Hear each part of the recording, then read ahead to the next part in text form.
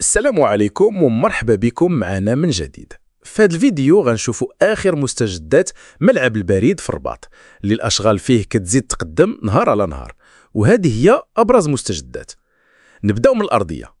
بالنسبة للأرضية حاليا مقسمة على جوج، حيث كاين واحد النصف سالاو من تجهيزه بشكل كامل من الطبقات الأساسية حتى الأنابيب صرف المياه، ودابا ولا جاهز تقريبا.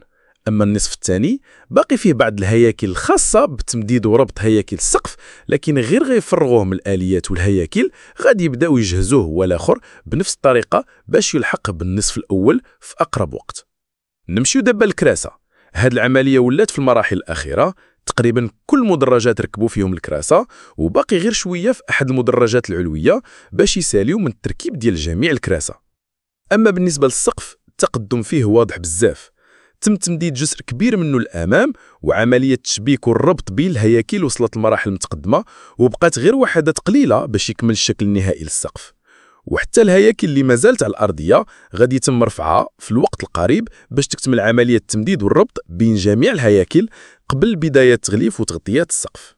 باختصار ملعب البريد ولا قريب ياخذ ملامحه النهائية، ومع هاد الوتيرات السريعة ممكن تشوفوه في حلة جديدة في أقرب وقت. ما تنساوش تخليو لنا الرأي ديالكم على هذا الملعب، ونتلاقاو في الفيديو الجاي مع ملعب آخر من ملاعب المغرب.